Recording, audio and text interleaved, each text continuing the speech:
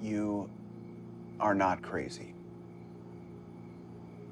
We need to talk to her. Find out why she... You have to go to the FBI, Aleda. What? No.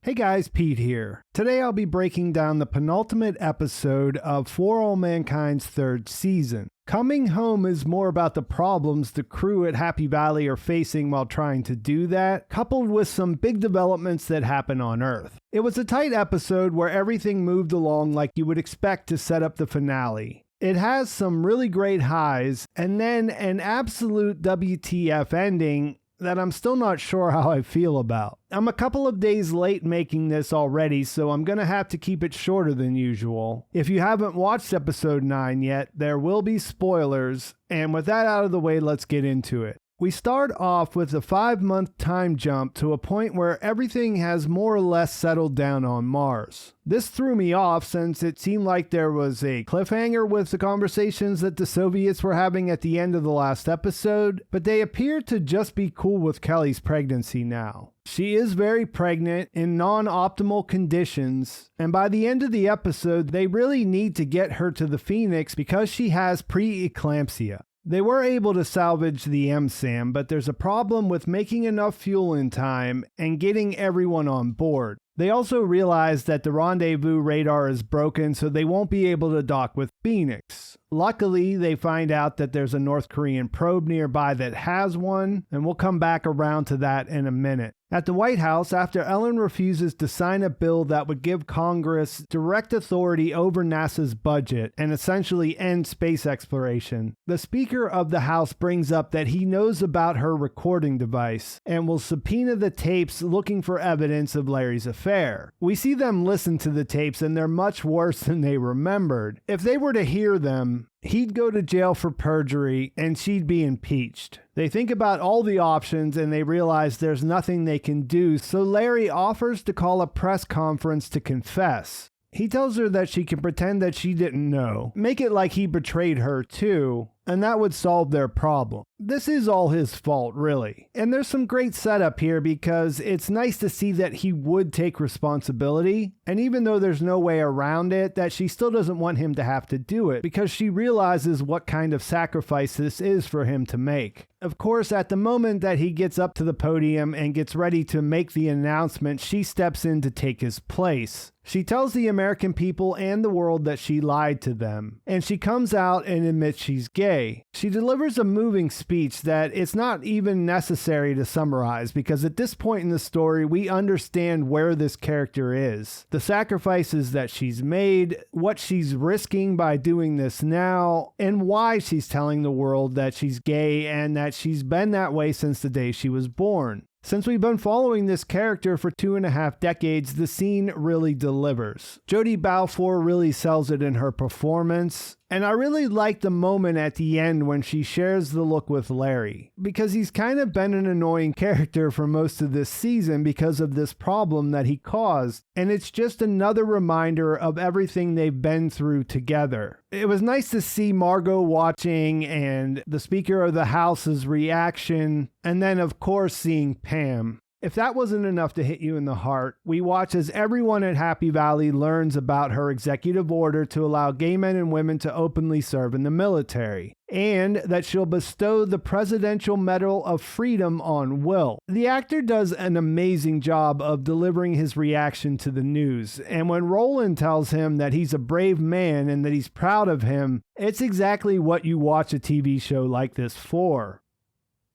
Aleda has Bill over to her garage to see her crazy person bored, and then asks him to tell her she's not crazy. After he sees all the evidence, even though he doesn't want to believe it, he knows just like she does that Margo is the one who gave up the engine design. He tries to get her to go to the FBI, but of course, because of what happened with her father, she doesn't want to have anything to do with them. So when he blindsides her by bringing an agent who he filled in on everything that's going on to the outpost, She refuses to work with them and tells him that he's dead to her. They're going to go ahead and open an investigation anyway, and it really puts her in a bad spot. She has a breakdown in her garage, tearing down all the evidence from the wall, and as she's crying there, her father comes in to comfort her. She kind of tries to put on a strong face, telling him it's nothing and she'll figure it out, and then because of his dementia, he mistakes her for his dead wife. He comes back around and gives her a hug, and it really points out just how everything is kind of going wrong for her. And these last two sequences are promising for what's going to come next, because we see some great performances here from Will and from Aleda, and we can imagine that these will be the characters that we'll be following in the next season.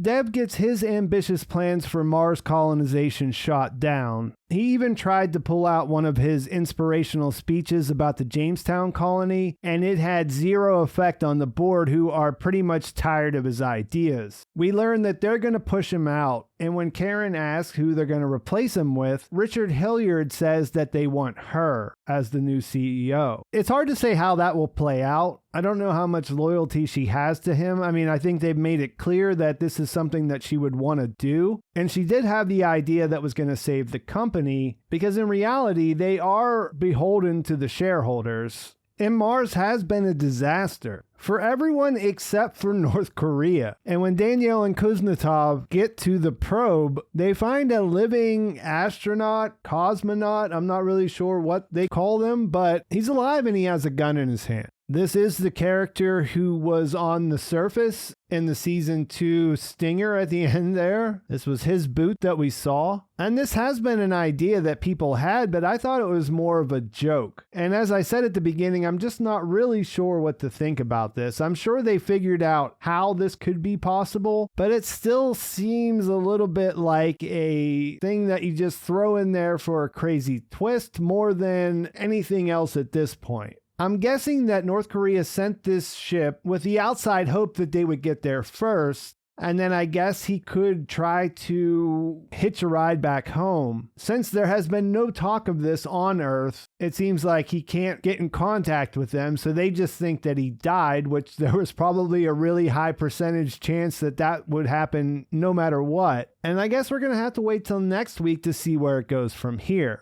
It's a little bit strange. It feels like there's a lot of stuff that has to be resolved just for them to get off the planet. So I'm wondering if they won't do some kind of a time jump after that happens. I mean, right now they don't have enough room for everyone that's on there, and they just got another passenger. There's a lot of stuff up in the air. Kelly takes precedence, I guess, because she's having a medical emergency. They aren't going to have extra fuel to do it more than once, so it's really hard to kind of figure out how they get all of this stuff resolved in the last episode, because we still have Margo. We have to imagine that she's probably going to go down. There's still the Jimmy storyline. I don't know if we're going to see more from that. Karen moving in as the CEO kind of makes sense for her arc, but then what do you do with Dev after that? And more than anything else, it just seems like space exploration is over at this point. So there has to be something to turn that all around, because if Margo goes down, then you have to imagine that the NASA bill will pass. Ellen has no political power as far as we can tell. They said the reaction was mixed, but her own party will definitely turn on her, because they have to cater to the religious right, even in the 90s. It's hard to see how we get back to the point where everyone's gung-ho on exploring space again. And I think that is a great place to leave things for this week, because we got a really big episode coming next week, and we're going to get all those answers. Let me know in the comments what you think about this episode and how it's all going to get wrapped up. Please like this video if you enjoyed it. Please subscribe to my channel if you haven't already. And thanks for watching. I'll talk to you soon.